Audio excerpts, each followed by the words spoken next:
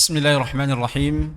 Assalamualaikum warahmatullahi wabarakatuh. Assalamualaikum warahmatullahi wabarakatuh.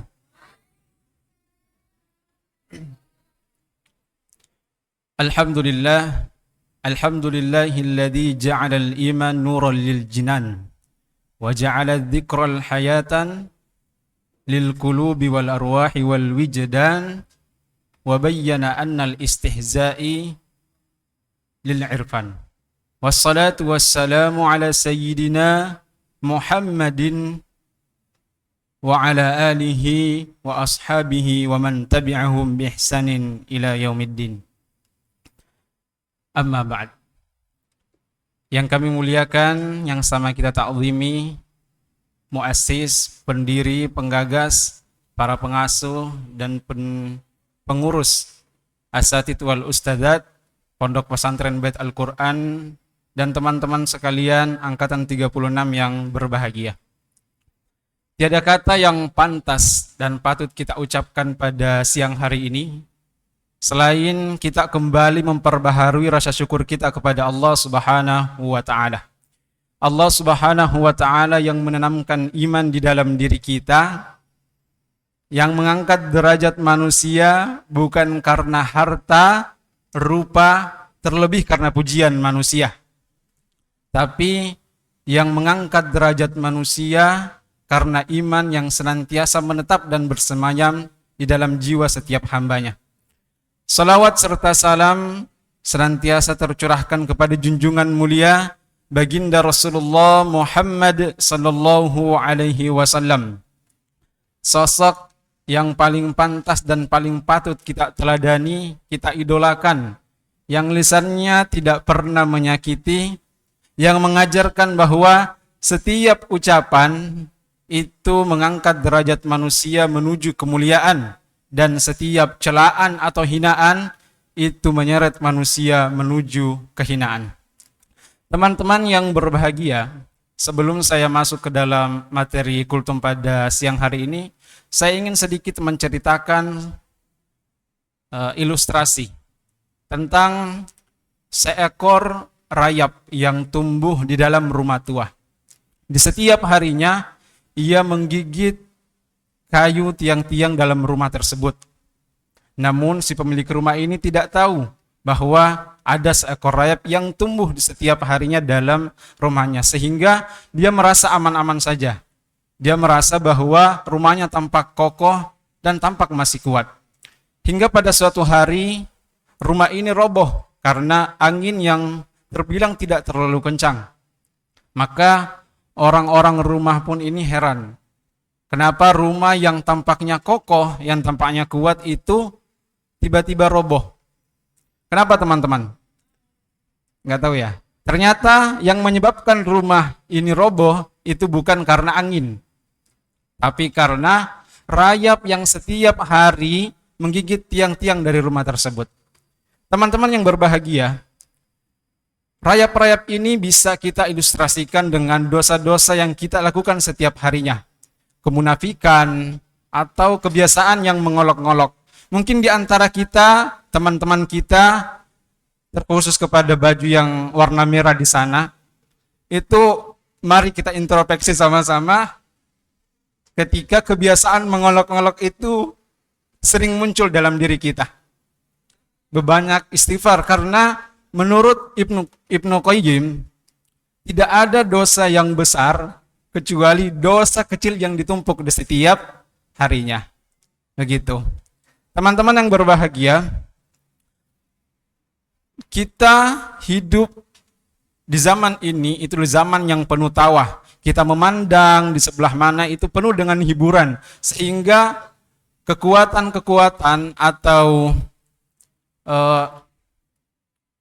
sifat-sifat yang ada dalam diri kita itu terpancing untuk melakukan sebuah celaan kepada orang lain. Ternyata ini bukan hal yang baru, teman-teman. Hal ini sudah dipotret oleh Al-Quran sekitar 14 abad yang lalu, di mana Allah berfirman, wa idza laqul ladzina amanu qalu amanna wa idza khalau ila syayatinihim qalu inna ma'akum innama nahnu mustahzi'un. Menurut Asy-Sya'rawi, Syekh Mutawalli Asy-Sya'rawi berkata, dalam kalimat wa idza laqul ladzina amanu qalu amanna, apabila mereka berjumpa dengan orang-orang yang beriman, mereka berkata kami telah beriman, mengindikasikan bahwa ketika mereka mengaku beriman, mereka mengungkapkannya secara terang-terangan dan transparan, walaupun hati mereka sebenarnya menolak hal tersebut. Namun ketika mereka berjumpa dengan orang-orang munafik, mereka berkata inna ma'akum innama nahnu mustahzi'un, yakni mereka mengatakan kafir secara terang-terangan, tapi hal itu sebenarnya tidak terjadi pada mereka. Nah teman-teman, dalam tatanan bahasa Arab, jumlah fi'liyah itu bertujuan untuk menunjukkan hal yang konsisten atau terus-menerus. Nah di sini orang-orang munafik menggunakan kata amanah. Ini mengindikasikan bahwa orang-orang munafik itu ketika tatkala bertemu dengan orang-orang beriman itu sebenarnya hanya kepalsuan belaka. Sebaliknya, ketika mereka berjumpa dengan orang-orang munafik atau pemimpin-pemimpin mereka dalam Al-Quran, itu mereka menyebutkan dengan kalimat atau jumlah ismiyah yang menandakan bahwa kafirnya memang secara terang-terangan pada orang kafir, atau memang keadaannya pada saat itu menunjukkan kekafiran yang luar biasa. Namun ada hal yang menarik teman-teman. Kenapa di ayat ini menggunakan wa idza khalau ila syayatinihim, menggunakan kata syayatinihim, padahal orang-orang munafik ini itu kembali berkata kepada pemimpin-pemimpin mereka. Nah, menurut Prof. Quraisy Shihab dalam tafsirnya, perumpamaan orang-orang durhaka dalam Al-Quran disebutkan dengan kata syayatinihim. Menurut beliau, karena hal ini menggambarkan bahwa orang-orang munafik pada saat itu memang sampai pada puncak kemunafikannya atau puncak kedurhakaannya kepada Allah Subhanahu wa Ta'ala. Namun, kemunafikan mereka itu tidak hanya terjadi pada mereka saja, tapi mengaitkan dengan orang lain, melibatkan orang lain. Jadi, dapat kita simpulkan teman-teman, ketika ada teman kita, sahabat kita, atau orang lain misalnya, yang ia melakukan kedurhakaan, melakukan kemaksiatan, dan mengajak kita untuk gabung kepada maksiat tersebut, maka layak disebut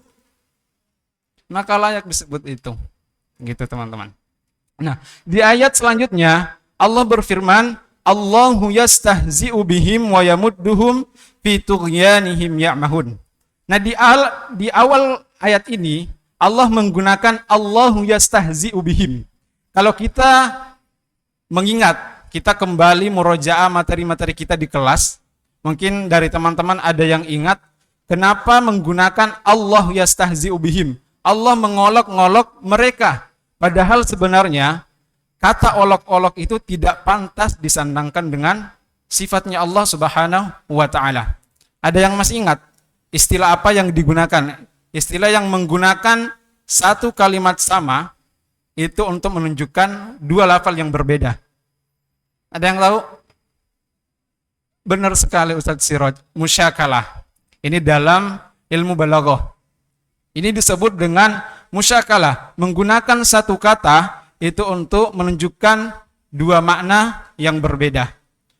Nah, menurut Syekh Wahb Az-Zuhaili dalam tafsir Al-Munir, sebenarnya kejahatan yang dilakukan pada ayat tersebut atau ayat Allahu yastahzi'u bihim itu merupakan bukan sifat yang menunjukkan kejahatan, tetapi karena kata ini dipakai untuk membandingkan kejahatan yang pertama, sehingga dipakailah dengan kata olok-olok tersebut.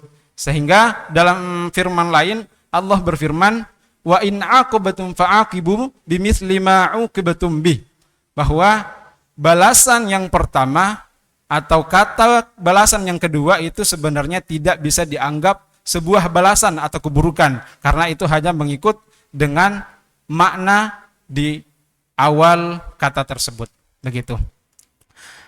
Nah, jadi intinya teman-teman dari kultum yang singkat ini, kembali kita kembali saya mengajak kepada teman-teman semua untuk mari kita introspeksi diri kita. Memang kita tidak luput dari dosa, sebab kita manusia. Namun mari kita kembali introspeksi diri kita untuk jangan sampai apa yang kita tampilkan di depan itu beda yang di belakang.